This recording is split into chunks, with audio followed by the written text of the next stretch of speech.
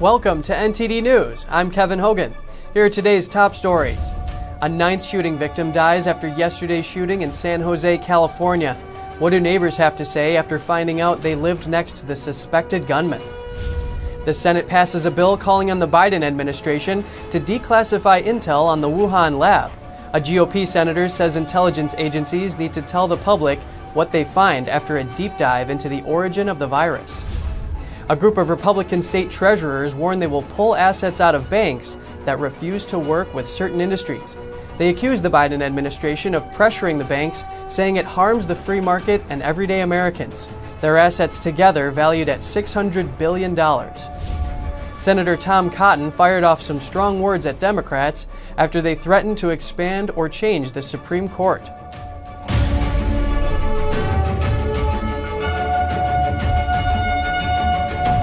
A ninth victim has died after the shooting in San Jose, California, Wednesday morning. He was in critical condition, but later passed away at the hospital. NTD's Jessica Beatty reports. 9 lives cut short in San Jose, California, Wednesday. The ninth victim died after arriving at the hospital. Earlier, authorities released the names of 8 people killed during a morning shift change at the Valley Transportation Authority rail yard. Also dead is the accused gunman. Authorities say he shot himself. Media identified him as 57-year-old Samuel Cassidy, a maintenance worker at the yard. Before the shooting, he reportedly set his own house on fire. A neighbor saw the blaze around 6:40 a.m. and captured it on his cell phone. Yes, I met him a couple times. He's kind of a little mean. He doesn't talk too much. He's kind of quiet. And every time I say hi, he ignores me. He's looking at me. He's stranger look. He's looking at me all the time. Stranger looking. So I never talked to him. Another neighbor also saw the commotion around 7 a.m., but didn't realize the connection until later.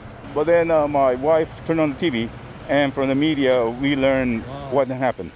And the connection between what had happened at the site where those people were unfortunately killed and the home site here.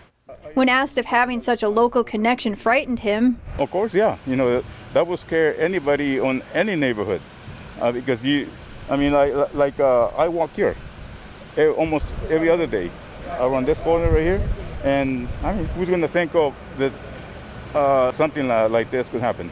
The suspected gunman's ex-wife told AP he had talked about killing people at work over a decade ago, but she never believed him until now.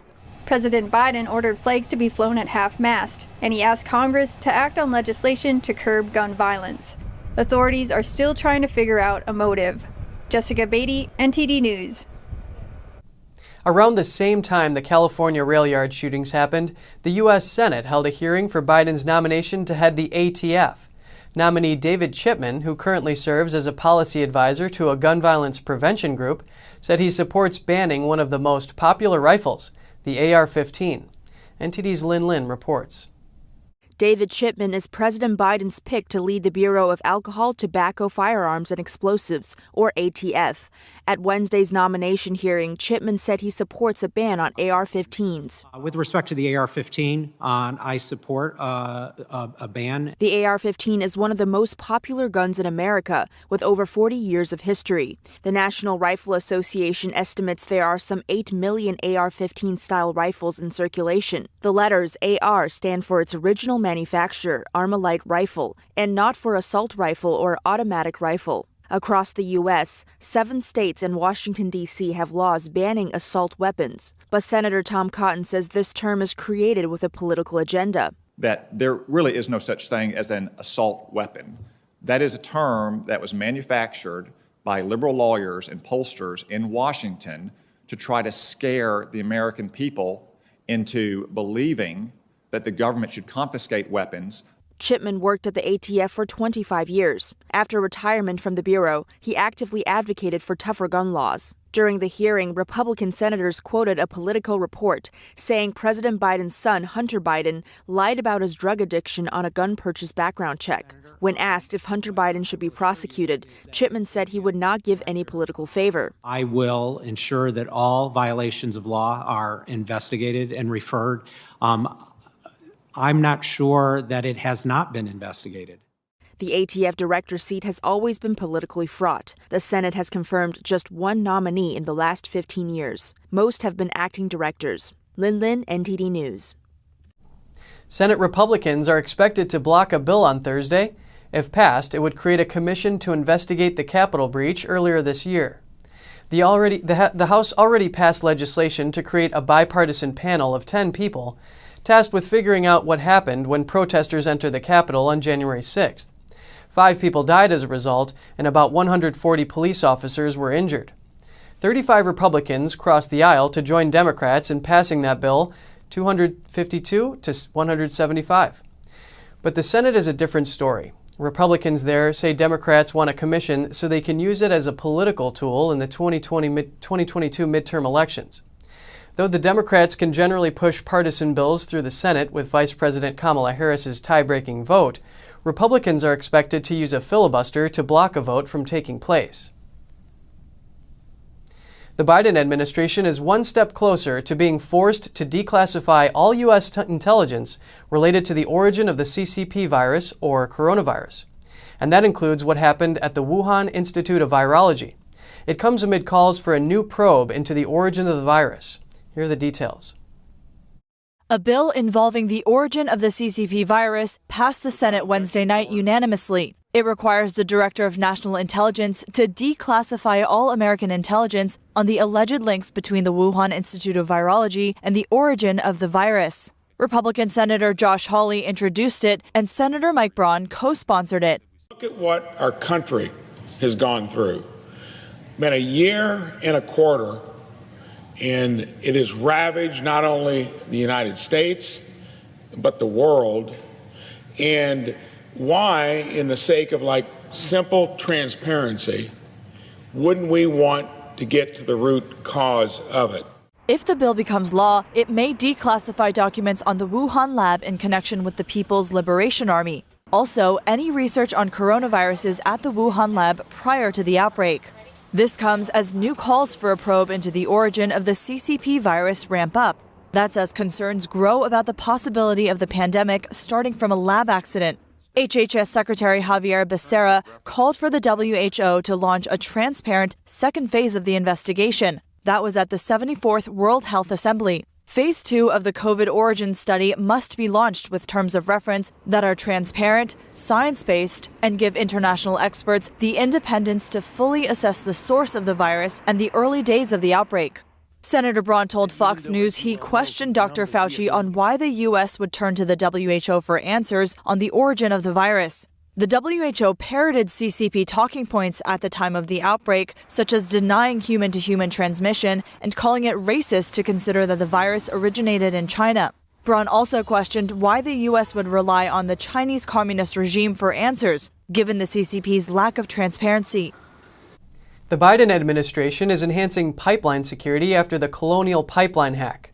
Pipeline companies will now be required to report confirmed or potential cyber attacks to the Department of Homeland Security within 12 hours. The decision makes a shift from the current voluntary system of reporting. DHS officials say the new mandate also requires companies to designate a 24/7 cybersecurity coordinator to liaison with the government. 100 of the most critical pipelines are impacted by the new requirement, including the Colonial Pipeline, which was paralyzed by a ransomware attack about 2 weeks ago. The company had to shut down operations, causing gas shortages in parts of the Southeast.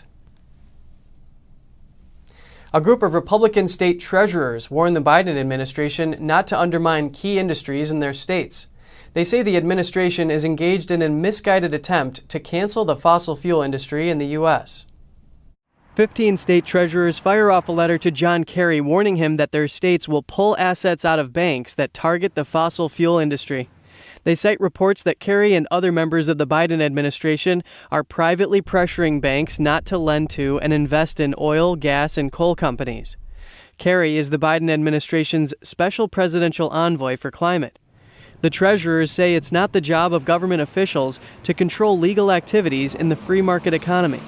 They write, "As a collective, we strongly oppose command and control economic policies that attempt to bend the free market to the political will of government officials." They say that the industries are critical to the U.S. economy and the livelihoods of families that work in them, and pressuring the banks to harm certain sectors of the economy goes against American values. They write, "It is simply antithetical to our nation's position as a democracy and a capitalist economy for the executive branch to bully corporations into curtailing legal activities." They say it is not up to the Biden administration to pick economic winners and losers, and that amounts to taking away the freedom and choices of the American people. The treasurers say that the Biden administration is going after critical industries in their states based on radical political ideology, and they'll respond if they have to by pulling funds from the banks that comply. According to Axios, the signees of the letter collectively represent more than $600 billion in assets. Senator Tom Cotton is taking issue with Democrats on Twitter for threatening to make changes to the Supreme Court if it rules to let states limit abortions. Republican Senator Tom Cotton is accusing Democrats of blackmail. That's over a threat to pack the Supreme Court if the court rules to limit abortion rights. Cotton leveled the charge in a single-word tweet this week, linking to an article from The Hill. It says blackmail. Republican Senator Steve Daines also commented, tweeting, "Not surprised, called it." The Hill article quotes Democrat Senator Richard Blumenthal saying that overturning or limiting Roe v. Wade will fuel momentum to make changes to the court. The Supreme Court decided to hear a case involving a Mississippi law that restricts abortion after 15 weeks. The court could use the case to overturn Roe v. Wade or open the door to further restrictions on abortion. Some Democrat politicians like Congressman Gerald Nadler and Senator Ed Markey say they want to add 4 members to the court to take back the majority. But there does not appear to be enough votes for that. Blumenthal says that even if the court isn't expanded, other changes could be made, including changing the court's jurisdiction or requiring a certain number of votes to overturn precedents. Democrat Senator Sheldon Whitehouse is also quoted in the Hill article. He says a commission to examine the Supreme Court, created by President Biden's executive order, is looking at a number of options for reforming the court. The court ruling in the Mississippi case could also impact midterm elections. The court is expected to hear the case this fall and issue a ruling in the spring of 2022. The Justice Department releases part of a legal memorandum. It helped then Attorney General William Barr decide whether to prosecute former President Trump during the Mueller investigation. The issue in this case is whether the department could keep portions of the internal memo hidden from the public. The federal court ordered that the memo be disclosed in full, and the Justice Department has released the first page and one section of it. The department said it would continue its efforts to keep the remainder of the document hidden. The newly released section shows how top officials made the argument for a public determination on whether to prosecute Trump for obstruction of justice. In 2019, Barr announced that Mueller did not provide sufficient evidence to support a case against Trump. A federal judge in Texas sided with a cafe owner who is suing the Small Business Association for prioritizing relief money based on race and gender. But in what situations can these race-based considerations stay in line with the Constitution? NTD's Christina Kim has that story. Cafe owner Philip Greer is likely to succeed in his lawsuit against the Small Business Association. That's what U.S. District Judge Reed O'Connor says. The Biden administration issued a directive that prioritizes pandemic relief funds to restaurants that are owned by women, veterans, and people considered socially and economically disadvantaged, referring to Native Americans, Blacks, Latinos, and Asians. For the first 21 days, the SBA is only processing applications from this group. Proponents say these now prioritized groups have faced systemic discrimination, and these programs help address these issues and create more equity. But Greer, who is white, is arguing that the policy actively excludes entire classes of Americans not mentioned in the priority group who are also suffering significant financial losses caused by the pandemic. He reportedly lost $100,000 during this time. And according to the SBA, the priority group requested a total of $29 billion in funds as of mid-May. The Restaurant Revitalization Fund only has $28.6 billion, meaning there isn't enough money left for Greer. Legal analyst John Malcolm says these race-based classifications must be under strict scrutiny. That means that the government has to demonstrate that they have a compelling interest in coming up with a law that makes racial classifications, and that the law is narrowly tailored to achieve that compelling interest. But he says the government needs to prove this interest per industry. And according to the judge, the SBA hasn't demonstrated there was discrimination in the restaurant industry that would justify this. So the question seems to remain, can the U.S. government tell some people they have to wait for help because of their race or gender?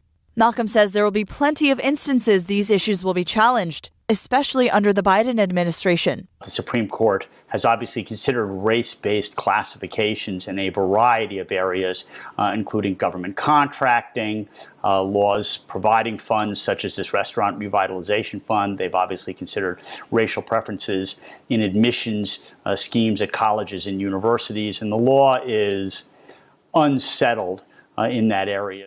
Malcolm says ultimately these programs discriminate based on race, and that this issue could use further clarification from the courts. Christina Kim, NTD News. Alabama Governor Kay Ivey signed 2 election reform bills into law yesterday. One law is to clean up the voting rolls, and another bans curbside voting.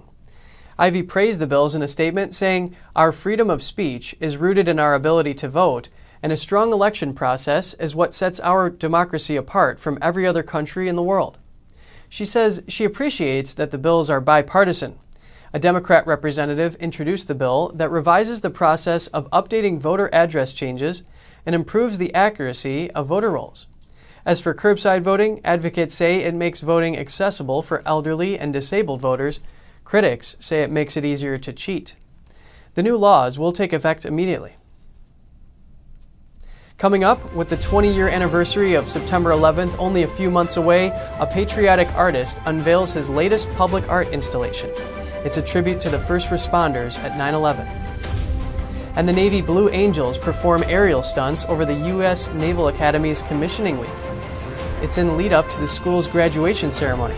More on that here on NTD News.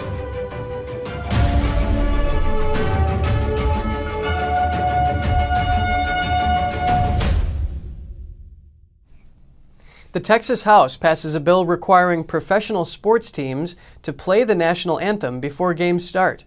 Clubs that don't comply risk losing massive tax subsidies. The bill now awaits the signature of Texas Governor Greg Abbott. The bill was a response to Dallas's NBA team and their decision not to play the Star-Spangled Banner. The NBA later required the national anthem be played before all games. Democrats in the state House called the bill unconstitutional. Democrat State Representative Julie Johnson says that the bill would infringe upon freedom of speech. Republican Dustin Burrows says that's not the case, since teams can choose not to play the anthem. It's just that they will forfeit tax breaks. The bill would take effect on September 1st if Abbott signed it into law. Comedian and activist Jon Stewart joined several congressmen at the nation's capital. He's there to push for more care for veterans who suffered toxic exposure while serving in the military. NTD's Don Tran has the details. Famous comedian Jon Stewart broke from his usual routine at Washington, D.C., lending his voice to saying military veterans who suffered toxic exposure to airborne hazards should get more care. But the former Daily Show host did spare some time to crack a few jokes. Today really reminds us to give a hat tip to our founding fathers, who in their infinite wisdom looked around our majestic country and all the temperate climates and thought to build the Capitol in a humid, fetid swamp. According to the Department of Veterans Affairs, burn pits were commonly used in Iraq, Afghanistan, and other areas of the Southwest Asia theater for military operations. Burn pits are areas where people burn waste in the open air. It increases exposure to toxic fumes. The proposed legislation will establish a service connection for nearly 24 respiratory illnesses and provide health care for potentially as many as 3.5 million veterans. Defense contractors can't view the U.S. Congress as Willy Wonka's chocolate factory, while veterans are back there like Oliver with a bowl of gruel asking, "Please, sir, may I have some more?" Stewart also said we need to presume various negative effects like cancers or respiratory illnesses are occurring among veterans who have been exposed to toxic fumes. Representative Mark Takano, who was also at the event, said they need to reform and overhaul the entire process so Veterans Affairs can provide support to veterans without the need for continued congressional intervention. Don Tran, NTD News. Staten Island artist Scott Lebedo unveils his latest memorial tribute to the first responders of 9/11. He says it's meant to take people away from the daily chaos and bring about unity in divided times. NTD's Jason Perry has more from Staten Island. A full crowd showed up to see what artist Scott Lebedo had up his sleeve, or what was under this covering. Police and firemen were also in attendance, and part of the adjacent road was blocked off. The crowd waited patiently. Lebedo quickly made minor adjustments to the artwork and started a smoke machine before playing the solemn music. Then the artist and two others slowly pulled back the tarp, revealing one firefighter and one policeman, both on their knees with their arms around each other. One guest said it brought a tear to her eye. It's really touching, very touching. This is like what I call an action piece. It's action art because you can actually feel as if you were at the World Trade Center site once it imploded. Leticia Romero, who is running for Staten Island Borough President, said the artwork evoked the unity felt throughout America after 9/11.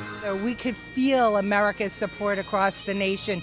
That's what Scott has brought in this image. Never forget. Remember the unity. Firefighter, police, everyone came together on that day, and it was beautiful. Lebedo mentioned that this year will be the 20th anniversary of 9/11. Remember the day after 9/11? Everybody was like this.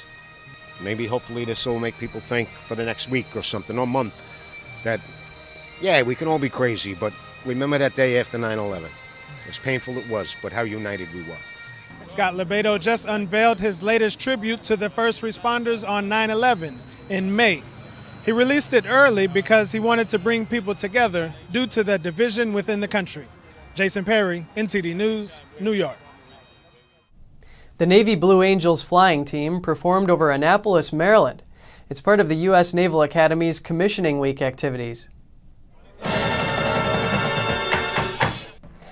Pilots soared overhead doing tricks and flying in fantastic formations, while service members performed music and drills on the ground. The Blue Angels represent the Navy and Marine Corps in yearly shows. The team has 140 members, and this year marks their 75th year. The performance was held with safety restrictions for the viewing audience in place. Stadium views was limited, but other Annapolis locations also provided viewing. And cruises were selling tickets to people looking to observe the show from the water. The Commissioning Week activities led to Naval Academy graduation, where the Blue Angels will return to fly over the ceremony. Just ahead, critics in Washington, D.C. are crying foul following Amazon's merger announcement. The shopping giant plans to purchase MGM Studios, but some say the acquisition violates antitrust laws. An environmental nonprofit and several federal agencies step in to help oyster farmers. The industry hopes to recover as the pandemic fades. All that and more in just a minute.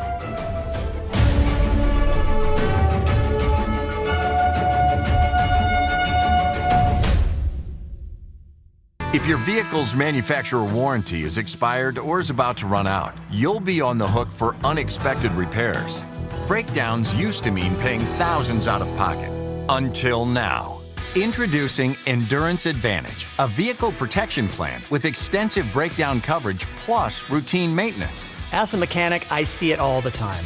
A customer doesn't keep up with their regular maintenance and it leads to a breakdown or worse, disqualifies their warranty. No matter how many miles your car has, if it's under 20 years old, Endurance has you covered. That means insurance plus Endurance equals total protection. From oil and filter changes to brake pad and wiper blade replacements, Advantage provides maintenance coverage up to $3,500 per year.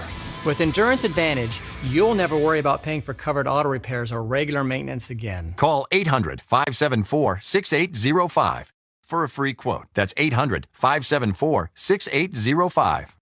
Hi folks, Joe Namath here, and if you're on Medicare, this is important. You're now entitled to eliminate copays and get dental care, dentures, eyeglasses, prescription coverage, in-home aids, unlimited transportation, and home-delivered meals, all at no additional cost. Plus, your zip code may have coverage with the Give Back benefit that adds money back to your Social Security check every month. I called to get dental, transportation, meals, and the Give Back benefit. With this virus situation, I called to get everything I'm entitled to.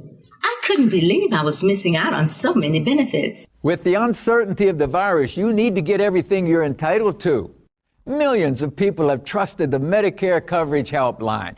You can too. Call now. It's free. Call 1-800-764-1930. That's 1-800-764-1930 now.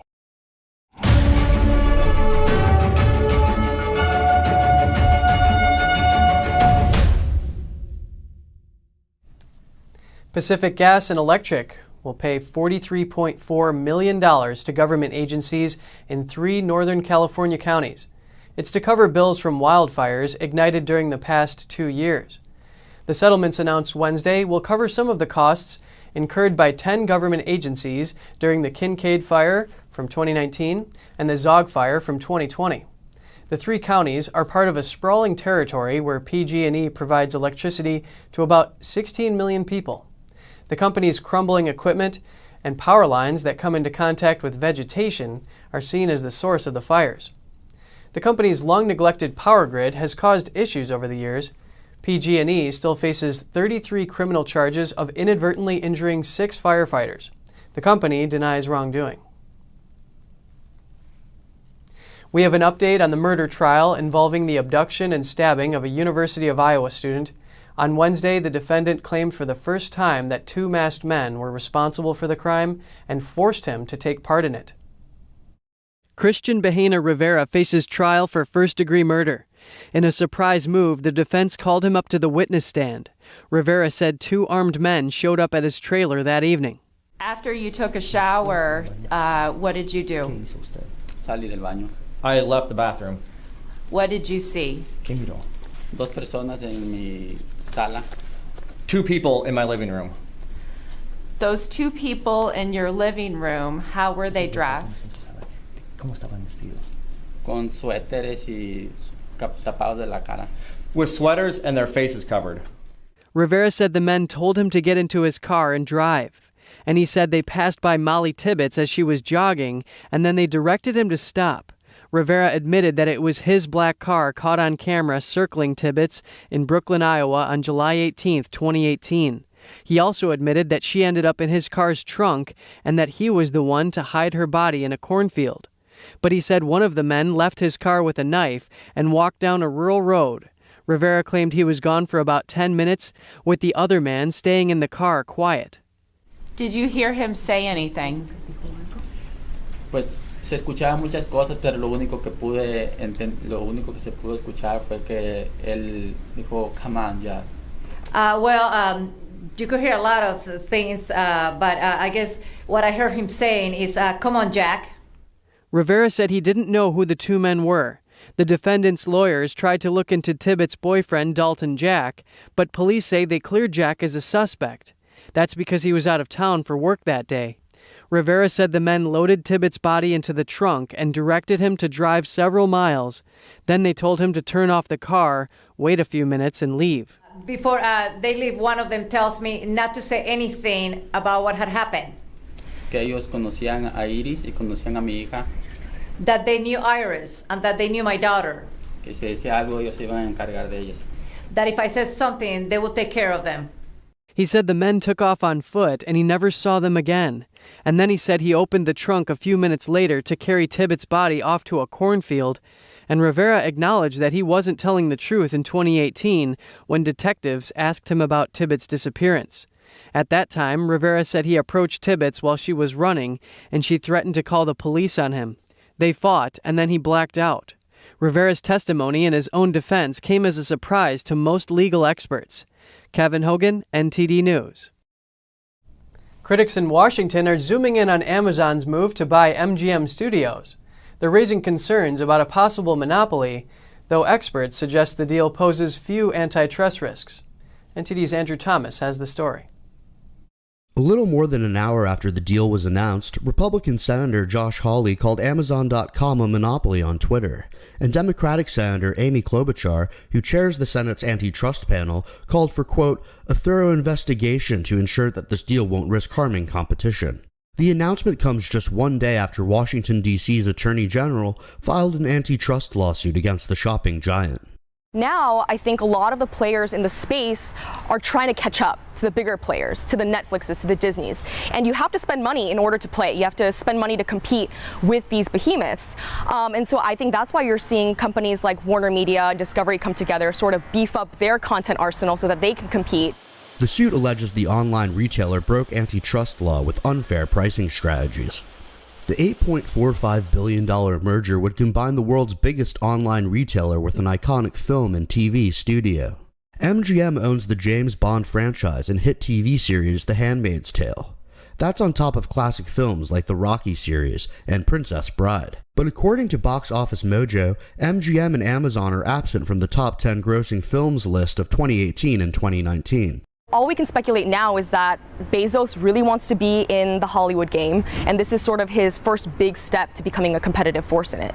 Amazon's Prime Video also faces well-financed rivals including Netflix, HBO Max, and Apple TV+. Given the state of competition in the two markets, antitrust agencies would likely struggle to convince a court that the deal will mean higher prices or less innovation. Andrew Thomas, NTD News. Good news for travelers. Cruising is coming back to the U.S. next month. Celebrity Cruise Lines has been cleared to sail from Fort Lauderdale in Florida in June. The company's inaugural post-pandemic journey departs June 26th on the Celebrity Edge. It's not yet known what the ports of call it will serve.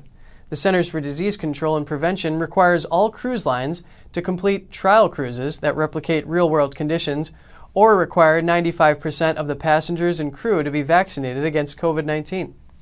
Celebrity has opted to require vaccination proof for all crew and passengers over 16 years old. The restart comes as other cruise companies take issue with that rule. Norwegian Cruise Lines threatened to pull out of Florida earlier this month due to the state's law blocking businesses from requiring proof of vaccination. A federal judge ordered CDC and Florida state officials to try to resolve that matter in mediation earlier this week.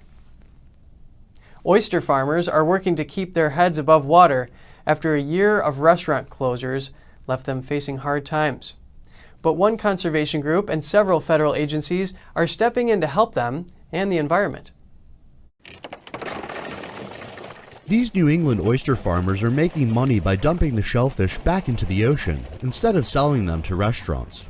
It's a new survival strategy for farmers who panicked as they watched restaurant closures rock the economy. The farmers feared that unsold oysters would grow too large for the lucrative raw bar market. But a conservation group and several federal agencies came up with a creative idea to save the industry. They're buying millions of surplus oversized oysters, known as the uglies, and releasing them onto depleted coastal reefs. The plan will help reconstruct key marine habitats. At the Nature Conservancy, we do oyster restoration to replace ecosystem services that are lost. And we typically will raise oysters and deploy them in the estuary to give the estuary kind of a jump start to become healthy again. The program is called Supporting Oyster Aquaculture and Restoration, or SOAR for short. The initiative seeks to rejuvenate coastal reefs at 20 locations in New England, the Mid-Atlantic, and Washington State. The Nature Conservancy is spending $2 million to buy 5 million surplus oysters to release on these reefs. The initiative benefits both farmers and the environment. Oversized oysters have been removed from farmers' growing cages, making the precious space available again. Farmers can now use that real estate to raise larger amounts of smaller shellfish. The problem is that as these oysters grow, if they get too big, they outgrow that market, the half shell market, which is our market here. And once they get, 4 or 5 inches, and this one's a little misshapen, what we would call an ugly, we won't really have a big market for them. The oyster reefs also provide critical habitat for fish and help protect shorelines from erosion. The oversized, overstock oysters can also filter out larger volumes of pollutants and excess nutrients from the water than smaller shellfish. Andrew Thomas, NTD News. Up next, WWE star and actor John Cena is accused of kowtowing to the Chinese Communist Party. That's because he apologized to Chinese fans for calling Taiwan a country, but a Hollywood producer says it's part of a much bigger systemic issue. And the annual flood season is arriving in China. In South China alone, almost 80 rivers exceed flood warning levels. That and more on NTD News.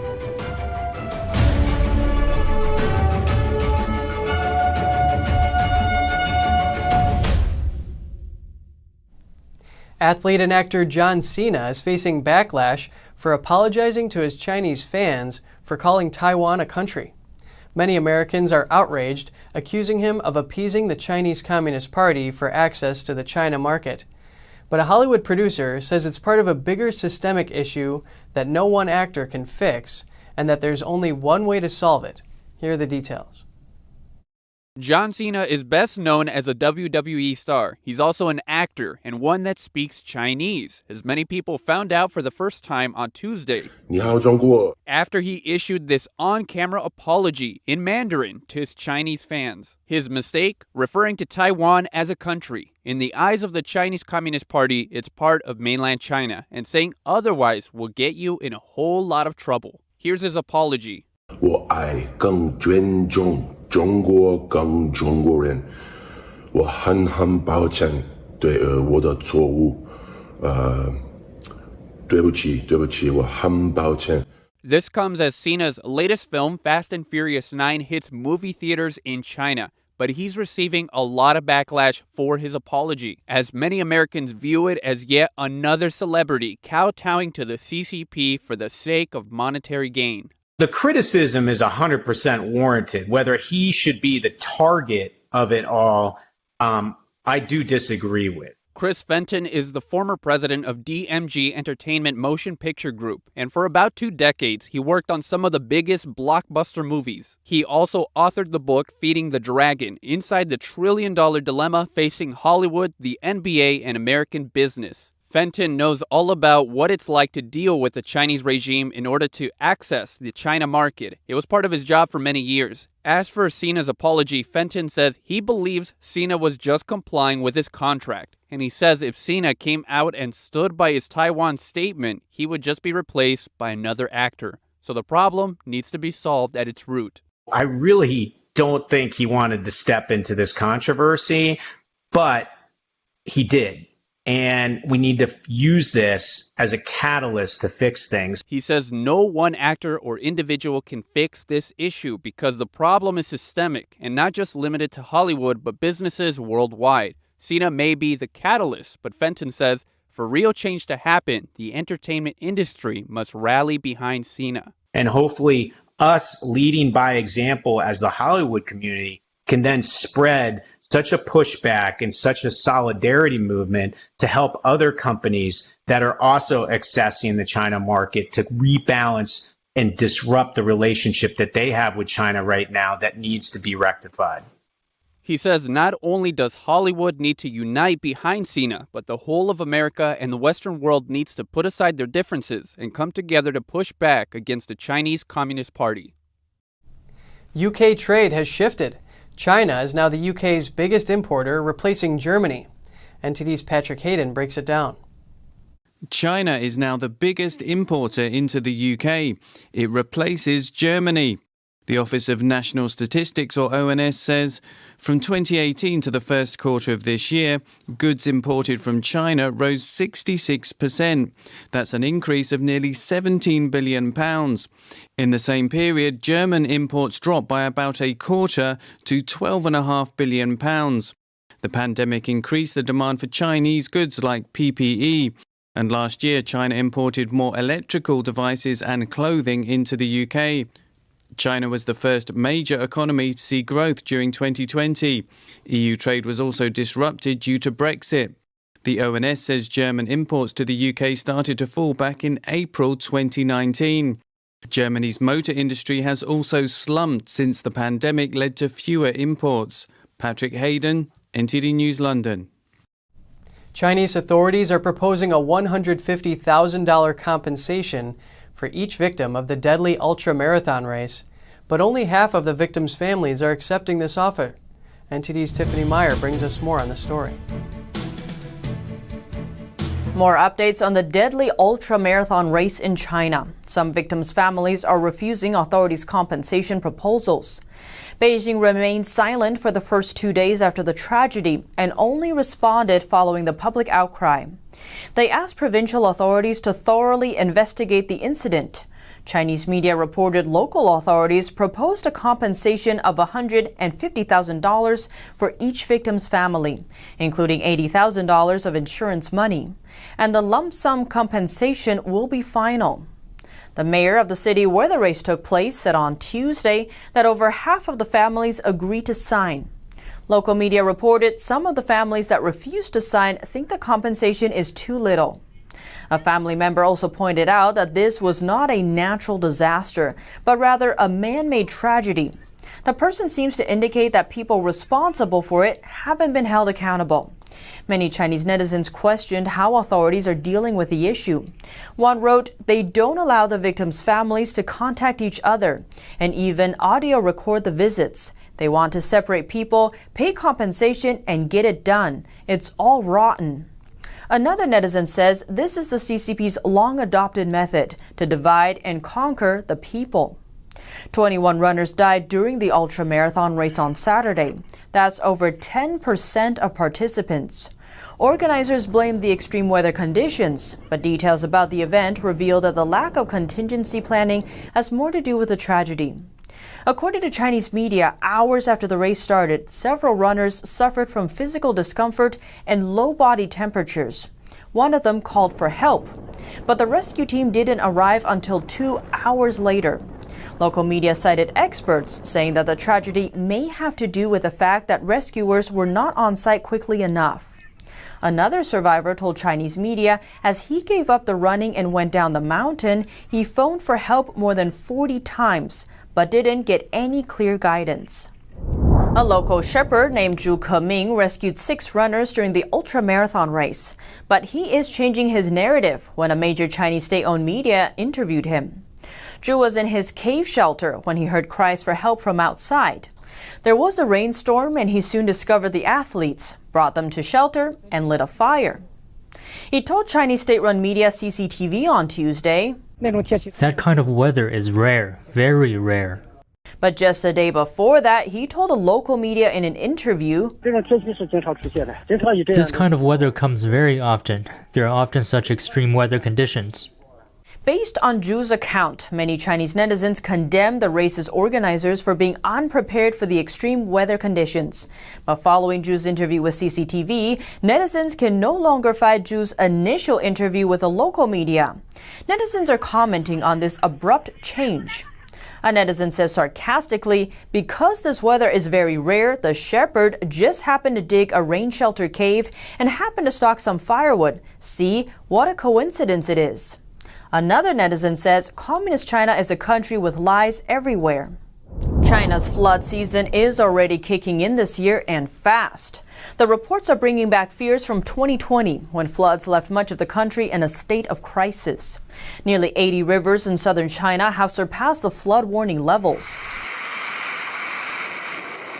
Videos circulating on social media show cars submerged in several feet of water across multiple areas. China's biggest river, the Yangtze River, is also becoming a cause for concern. On Wednesday, water levels in multiple sections of the river had reached at least 7 feet higher than records from the same time last year, and it's still on the rise. To prepare for possible flooding, local authorities ordered an emergency response plan and wartime flood control measures. It is a status similar to what's called a state of emergency in the U.S. Last year, massive flooding caused major damages across the country. Floodwaters submerged over 20,000 square miles of farmland. The crisis also caused over $20 billion worth of economic damage. Chinese authorities are now gearing up once again for major flooding in the upcoming months. Farmers and conservationists in Switzerland build fences to protect livestock from wolves. About 100 of the predators roam the country for prey.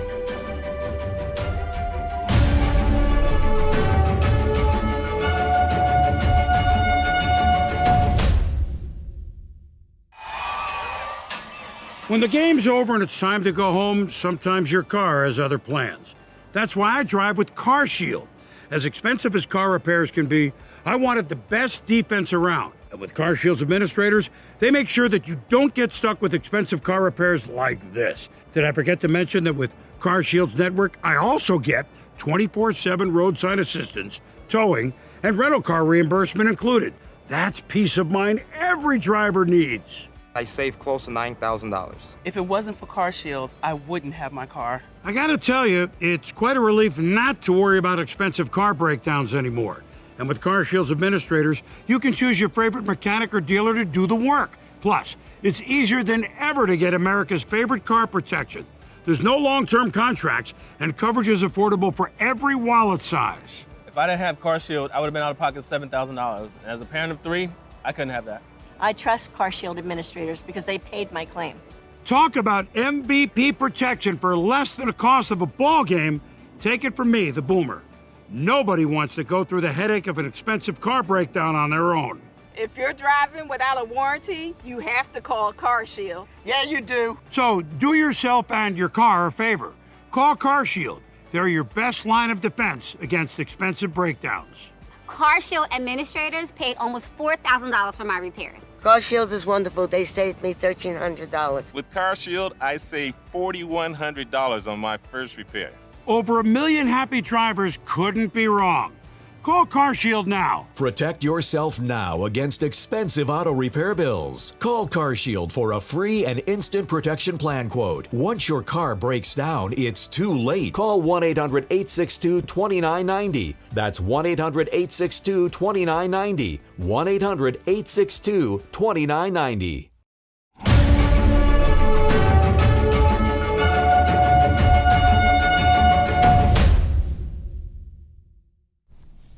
In France, some are speaking out against the mask mandate for children. According to experts, 7 months after the measure was implemented, no study was conducted that could back up its effectiveness, while more children are showing signs of mental health issues. NTD's David Vives met with a lawyer and a psychiatrist who addresses the issue. The French Academy of Medicine on Wednesday stated its support for mandatory vaccination of children. While the National Health Authority hasn't advocated for this yet, another measure continues to raise questions: the mandatory wearing of masks by children. In the words of this psychiatrist, students between 7 to 11 years old have showed very concerning signs of mental health issues due to the mandatory measures, including mask wearing. Children between 7 to 11 usually make friends and are in the process of learning at school. We are seeing more of them who are not able to learn, memorize, and they're also experiencing somatization. They haven't seen the face of their teacher for months. A part of their humanity seems to have gone. French health authorities based their mask policy on WHO guidelines, which recommends children over 5 years old to wear masks while considering certain factors. But after 7 months of mandatory masking for children, some questions of its effectiveness remain unanswered. Lawyer Clarisse Sand addressed the Council of State, the highest court in France, with a legal request to remove the mandatory wearing of masks for children. She said she has medical evidence that shows masks harm children at some extent. About children's wear of masks, we have 1 year of hindsight and study conducted by psychiatrists and parents, doctors, epidemiologists. They disagree with this mandatory act.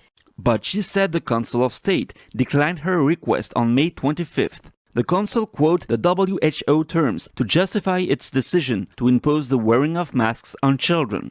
In other words, it's not even possible to debate the merits of the measure. The Council of State just replied to us saying that's what the WHO advised, and that's the end of it. So eventually we will bring in new elements, but the debate was never open in the first place. She also said the decision of the government has not been backed by any study since the moment the mask mandate was imposed on children. David Vives, NTD News, Paris. Carlos Ghosn went from top car executive to an international fugitive on Interpol's most wanted list. As he prepares for a visit from French investigators, he spoke to the Associated Press on his legal troubles, his escape from Japan, and his new life in Lebanon. A year and a half after his escape from Japan to Lebanon, former car magnate Carlos Ghosn wants to clear his name. He contends he's the victim of a corporate coup. Obviously, I've been the object of a character assassination campaign, frankly massive, led by obviously Nissan with the prosecutor and the complicity of the Japanese government.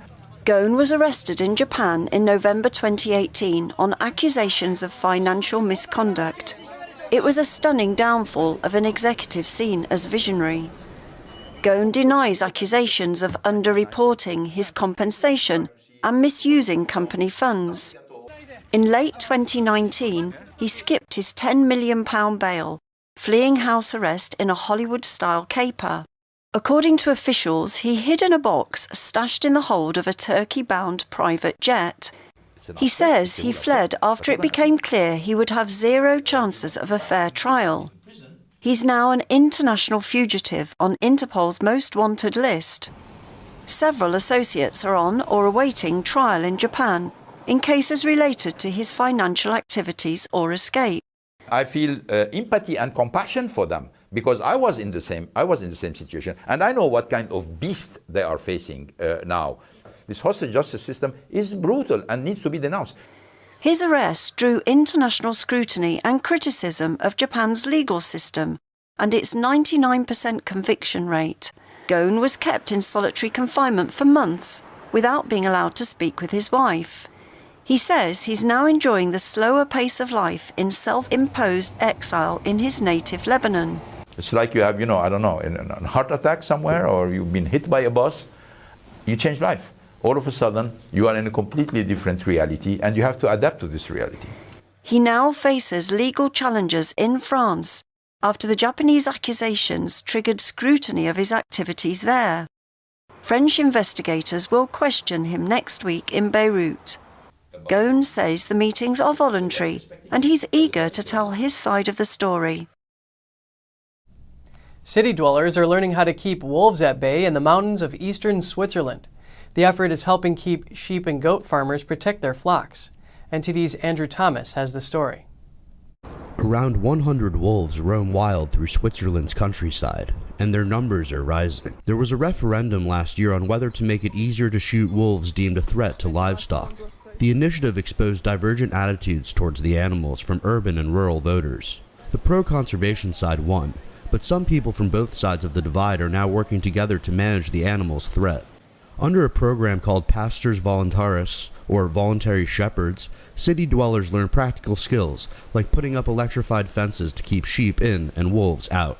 Yes, in Switzerland sometimes the wolf is a little bit a difficult subject. We have a lot of experts, like everyone knows something, and I decided to come here and to see how it really is. Sommerer was one of 17 volunteers on a recent volunteer weekend. There, she picked up tips like how to avoid making sharp corners in a fence where animals might get trapped. Marcus Berther helped instruct the lessons and shared his experience tending to 190 sheep and 100 lambs on his farm. I think if it continues like this, we will have to eliminate the wolves who cause problems. It would be nearly impossible to defend the herd. As soon as the wolf starts to jump over the fence, then we farmers no longer have a chance. The project is helping both farmers and conservationists gain a better understanding of the problem, though the wolf shouldn't be underestimated. Andrew Thomas, NTD News. A special treat for stargazers this week, a huge supermoon lit up the sky above a Spanish port town on Wednesday. The Old Farmer's Almanac says it's the closest full moon to the Earth of the year, giving it the title of supermoon and making it look bigger and brighter. Moons were often given their names by Native American tribes and based on events in nature.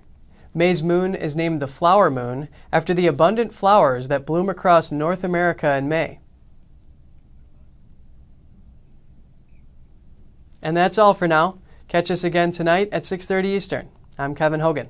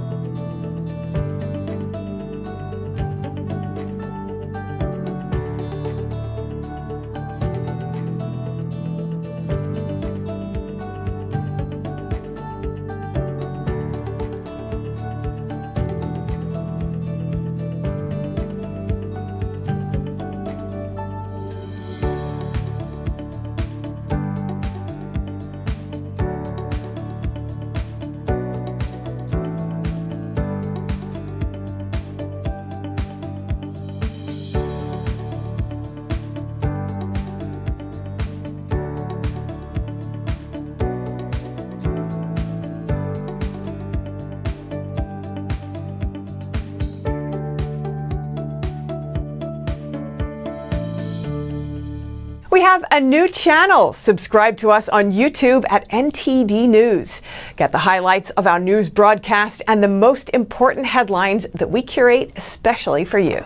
Don't let YouTube decide what information you get. That's your choice. YouTube is deleting our videos and cuts you off from a source of honest reporting. Make sure you don't lose access to NTD's news content, and take a quick moment to subscribe to our newsletter so no matter what happens here, you'll keep your access to a trustworthy news source.